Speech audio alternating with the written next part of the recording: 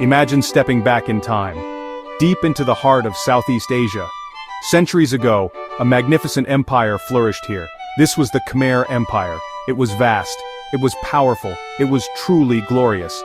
Think of immense stone temples, temples that seemed to pierce the very sky. Think of sophisticated cities, bustling with life. The Khmer Empire was a golden age of art, architecture, and culture. It was a civilization that left an indelible mark on the world. The Khmer people left behind more than just crumbling ruins. They bequeathed to us a stunning legacy. A legacy woven into intricate stone carvings. A legacy demonstrated in their incredible engineering skills. Their achievements continue to astound historians and travelers alike. They profoundly shaped the cultural landscape of Southeast Asia. Their story is one of incredible ambition, unwavering faith, and breathtaking creativity. Picture yourself walking through these ancient cities. Imagine standing before temples that reach for the heavens. This isn't history confined to dusty old books. This is history you can reach out and touch. Cambodia is the vibrant heart of this ancient world. Are you ready to answer that call and explore its wonders? Let us begin our extraordinary adventure into the past. Long before the grand city of Angkor rose from the plains, other kingdoms paved the way. There was Funan, an early maritime power. Then came Chenla, a kingdom of the land. These were the crucial seeds from which the Khmer Empire would eventually bloom. The Khmer people were exceptionally skilled rice farmers, masters of the land. They possessed a profound understanding of water, the lifeblood of their existence. The mighty Mekong River and the vast Tonle Sap Lake were central to their lives. These early states laid the essential groundwork. Then a truly pivotal figure emerged onto the historical stage. His name was Jayavarman II. He arrived in the early part of the 9th century. He was more than just a warrior. He was a visionary leader. With great determination, he united the various warring factions and principalities. He proclaimed himself a Chakravartin, meaning a universal ruler. He also declared himself a Devaraja, a god king. This was an incredibly powerful statement in that era. Jayavarman II shrewdly chose a special strategic location for his new center of power. He selected an area near the great Tonle Sap Lake. It was here that he established his capital. This region would eventually become known as Angkor. Strong, almost divine leadership was certainly one crucial element. Another was their unparalleled mastery of water management. They constructed an intricate system of canals, dikes, and enormous reservoirs called beres. The Khmer Empire was truly built on rice, water, ingenuity, and a powerful unifying vision. Now let us turn our attention to the absolute jewel in the Khmer crown, the most famous and breathtaking example of their architectural genius, Angkor Wat. Even its very name, which translates to Temple City or City of Temples, hints at its grandeur. It is simply awe-inspiring. Try to imagine it. Vast stone galleries stretching out before you, 5 towering spires elegantly shaped like lotus buds reaching towards the heavens. All of this incredible structure is surrounded by a massive, perfectly symmetrical moat. It remains the largest religious monument anywhere in the world, a truly stunning testament to deep faith and immense royal power. Who was the visionary king behind this monumental undertaking? It was King Suryavarman II.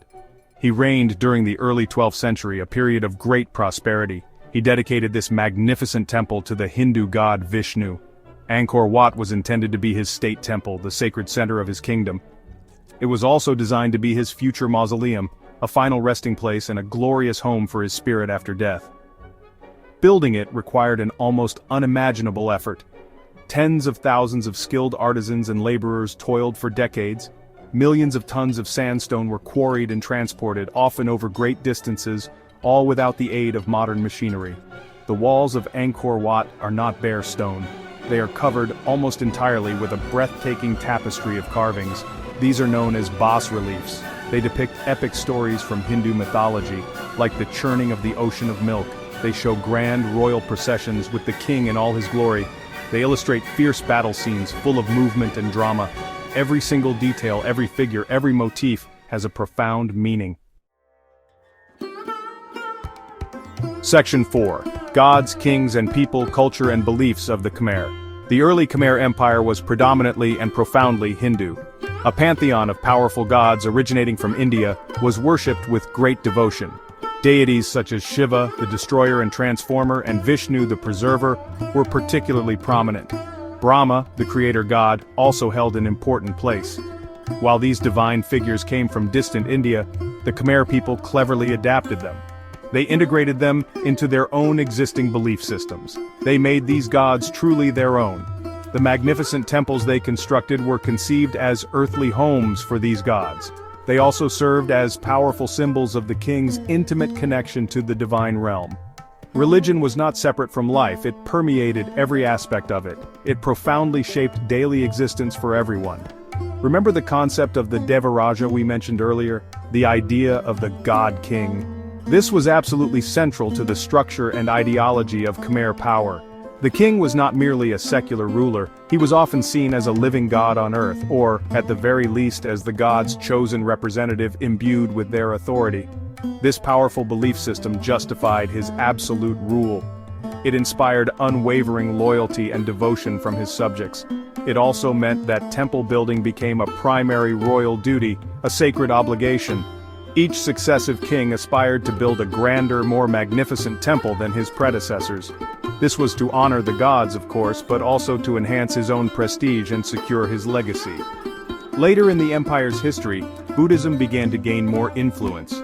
Specifically, Mahayana Buddhism initially found favor, followed by Theravada Buddhism, which eventually became dominant and remains so in Cambodia today.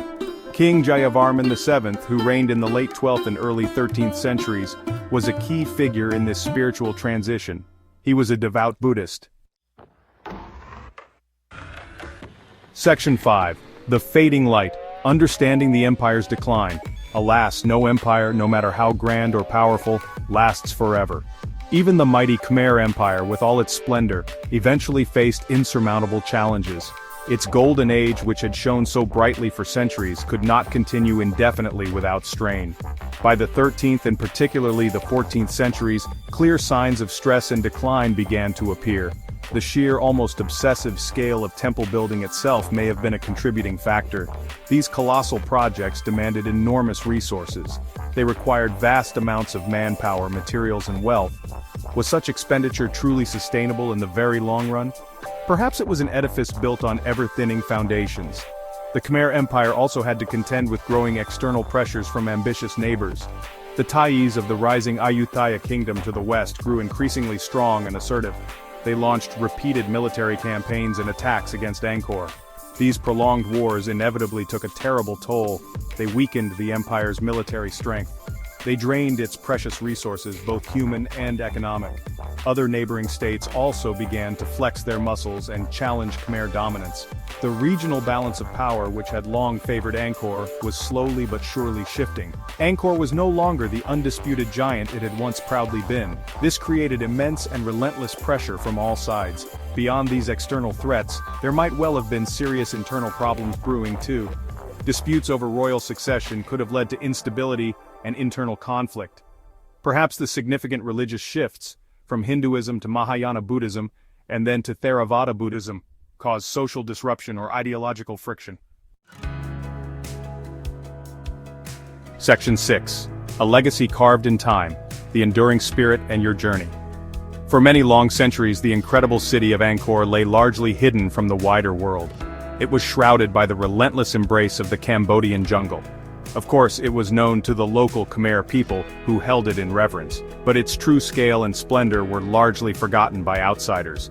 Then, in the mid-19th century, French explorers like Henri Mouhot rediscovered these astonishing ruins. Their detailed accounts, drawings, and later photographs stunned Europe and the Americas. The sheer scale of the temples, the exquisite beauty of the carvings, the undeniable artistry evident everywhere. Angkor rapidly became world famous. It captured the global imagination. It still does. It stands as a powerful symbol of lost civilizations and the enduring mysteries of the past. The Khmer Empire as a political entity may have vanished centuries ago, but its profound legacy is undeniably alive and vibrant today. You can see it woven into the rich tapestry of Cambodian art. You can feel its rhythm in traditional Cambodian dance, with its graceful apsaras. You can hear its echoes in the nation's cherished traditions and folklore. The temples of Angkor, especially Angkor Wat, are a source of immense national pride for the Cambodian people. So much so, that the iconic silhouette of Angkor Wat is proudly displayed on the Cambodian national flag. Angkor Wat is far more than just a collection of ancient stones. It is widely regarded as the very soul of the nation. It represents resilience, a glorious past, and an unbreakable spirit. Now I want you to think about your own potential journey to this magical place. Imagine yourself standing before those colossal ancient stones.